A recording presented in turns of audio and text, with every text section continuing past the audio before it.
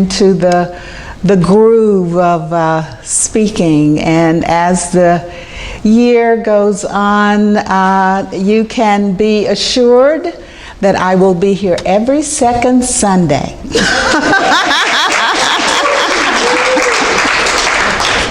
Yeah, I did a lot of prayer around that, and I know that I am in a space of knowing, which we will be talking about this morning. Your soul knows.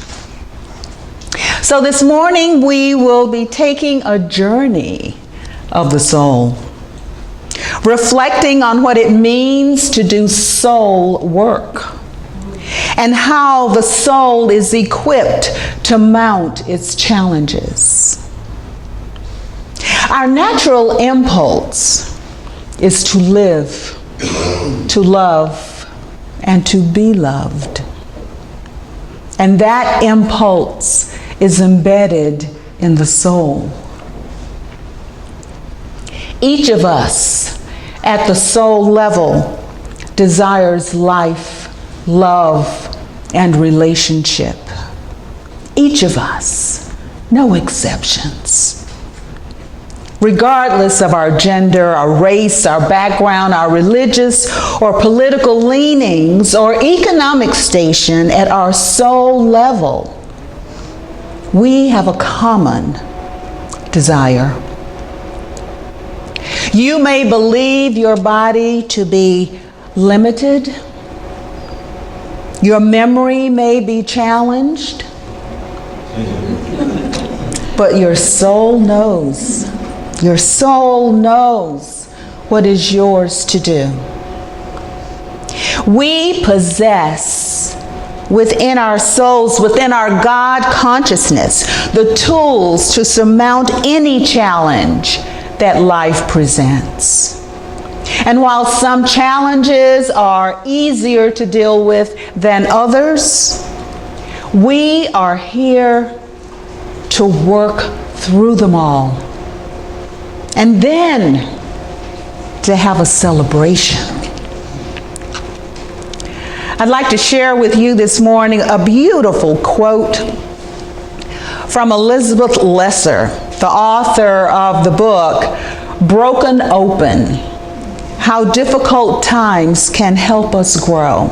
Beautiful book. If you have not read it or seen it, I invite you to do so. She says in her book, if we can stay awake when our lives are changing, secrets will be revealed to us. Secrets about ourselves, about the nature of life, and about the eternal source of happiness and peace that is always available, always renewable, already within us. Already within us.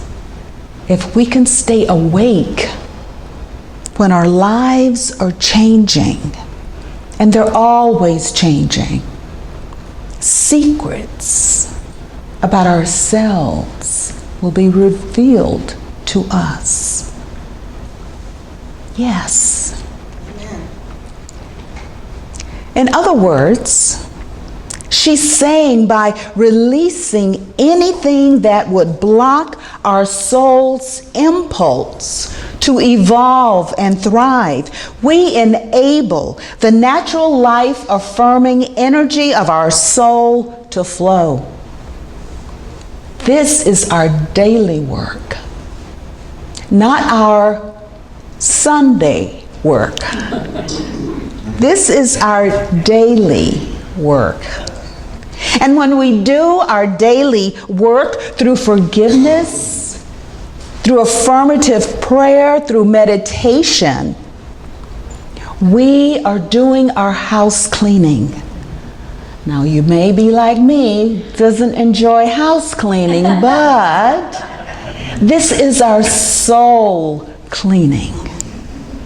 We are co-creating a space for our happiness, our peace, our well-being, and our joy.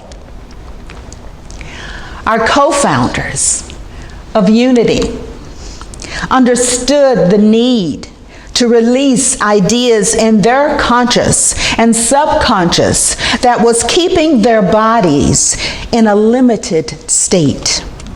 Myrtle had been believing and had been experiencing all kinds of illness, in particular tuberculosis. She went to many doctors with no relief. Charles had believed he would always be crippled with one leg significantly shorter than the other. Yet, when Myrtle began her soul work through continuous prayer, forgiveness, and meditation, she released the self-limiting beliefs that kept her illness locked in her mind and body. And once Charles witnessed Myrtle's healing, he began his own soul work through prayer and meditation, sometimes for hours on end. Unity was founded on the healing soul work of Myrtle and Charles Fillmore. That is our foundation in Unity. Healing soul work. Well, millennia prior to Charles and Myrtle coming on the scene, Jesus shared his spiritual knowing with all who would listen and learn that God is within us. God is not separate from us. God is within us. And that what his followers viewed as miracles were actually works of the Spirit that resided within them too. Myrtle and Charles began sharing their personal healing experiences in 1889 through prayer circles in Kansas City, Missouri. Their work was not miraculous. Their work was and is deliberate, focused soul work. When we understand what we are equipped to do, we can heal our bodies, our minds, our affairs. The soul knows. The soul knows what to do. Your soul knows. 2 years ago, I was attending the first People of African Descent New Thought conference. And the theme of that conference was celebrating our soul. And its purpose was to celebrate the challenges that people of African descent had overcome and to recognize and honor their contributions to the New Thought movement. The conference was also an opportunity to highlight the spiritual principles that can be used by anyone for manifesting dreams and aspirations and living more fulfilling and productive lives. And by doing so, the world will become a better place for everyone. So the conference was held at Unity Village, a beautiful, historic place where much dedicated prayer is ongoing and has been ongoing for over a century. Years ago, Unity World Headquarters acknowledged the need to do its own soul cleaning in order to co-create a space for peace, well-being, and joy. And its soul work continues to this day. So the conference brought together many eloquent speakers from around the world, and from many New Thought organizations, and they provided rich perspectives that spiritual power has been used to dismantle racism both within New Thought as well as beyond our spiritual movement. Reverend James Trapp, a Unity minister from Sacramento, delivered the first keynote address, and it was titled, "Free Your Soul, Unleash Your Life, and Uplift Our World." He said, freeing our soul, unleashing our life, uplifting our world speaks to how divine love works. It involves the inner work that we all must do. It is living fully divine and fully human lives. It is taking Jesus's example and using it as a means to unblock anything that is holding us back from being our best selves.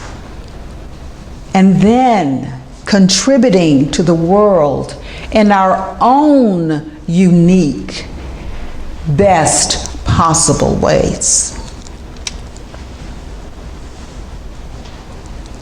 So in his opening address, James Trapp suggested that divine love prompts us to make the decision to stop sinning. Now, in New Thought, we do not say sinning or sin. We say error thoughts and mistakes. And we talk through how those error thoughts and beliefs can be dissolved. Well, he defined sin as self-inflicted nonsense. Self-inflicted nonsense. We all chuckled and shook our heads too. So when we stop our self-inflicted nonsense, we begin to free our soul, unleash our lives, and uplift our world. Self-inflicted nonsense, he said, blocks the life-affirming energy of our souls. But the nonsense that we can sometimes find ourselves in does not negate the divinity of our true selves. Anytime we're in self-inflicted nonsense, it still does not negate our true selves, our divine selves. And as Reverend Dr. Gary Simmons says in his book, The Soul Conspiracy, the imperfection of our human condition is simply the environment of our soul's journey. It's simply the environment of our soul's journey as we're in our human condition. And so as we are on our soul's journey, we can and we must tap into our divine powers. First, our divine power of faith. I was speaking with Kathy about that this morning before we started. She told me, just tap into your divine power of faith and everything will be all right. So thank you, Sister Kathy. And then we use that faith in actions such as forgiveness, affirmative prayer, meditation. And we do that to unblock every obstacle or belief that has been or continues to hold us back. You know that, many of you know that I have been on a journey over the past year of cancer. And as I was on that journey, I received another diagnosis of lung cancer.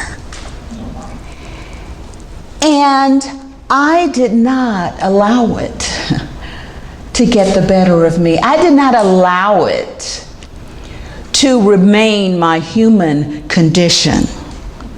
So I stepped into my soul, using it, as Reverend Dr. Gary Simmons says, as a teacher. The soul is a teacher. And as a teacher, it is forgiving and patient. Yet it is persistent and in its intention to move you beyond your limitations and insecurities. I had to move beyond my perceived limitations and insecurities. And as a student in this human experience of cancer, I did move beyond my limited thinking. So what the soul requires of us, according to the soul's conspiracy, is authenticity. We must be authentic with ourselves. Authentic. We must value ourselves enough to speak and to live our own truth.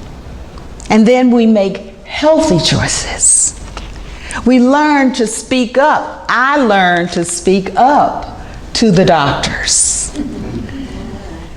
We together co-created a situation for healing my body. I lived my own truth. I made healthy choices.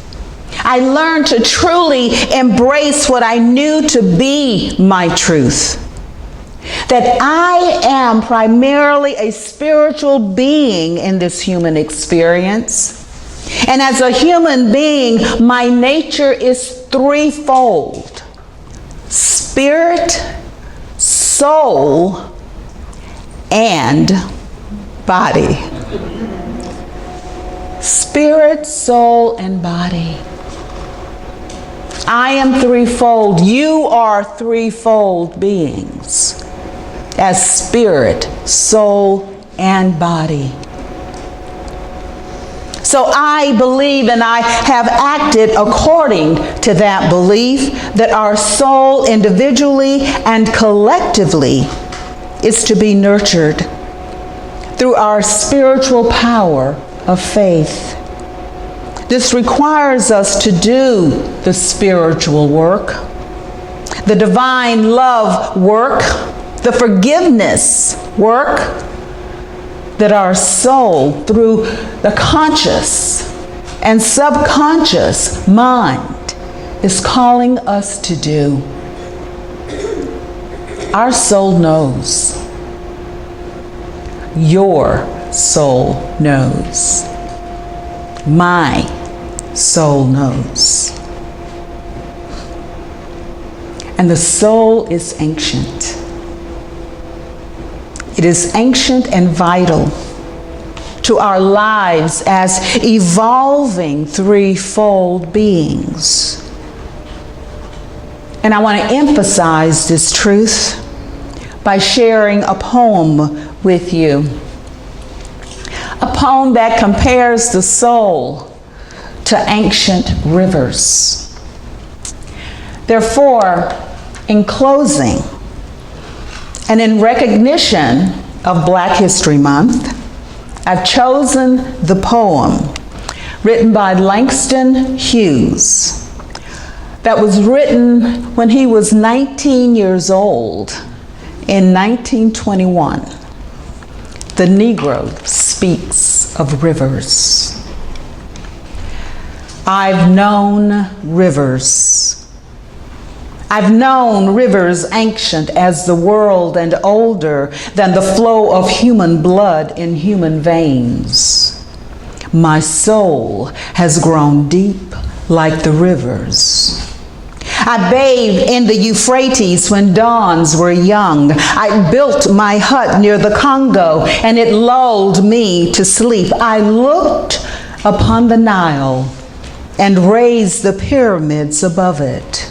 I heard the singing of the Mississippi when Abe Lincoln went down to New Orleans, and I've seen its muddy bosom turn all golden in the sunset.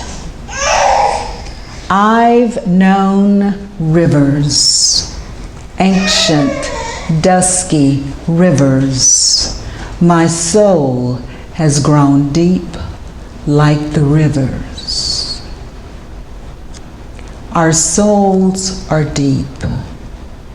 Embedded in our souls is the knowledge of what is ours to do. I sought the knowledge and guidance of my soul to do what I needed to do and to continue to do what I need to do to heal my body temple, to release beliefs that hold me back. And I know that you, as you begin to better understand the work of the soul, that you will be acknowledging the soul, understanding the journey of your soul, and looking to its guidance. Thank you. Your soul knows.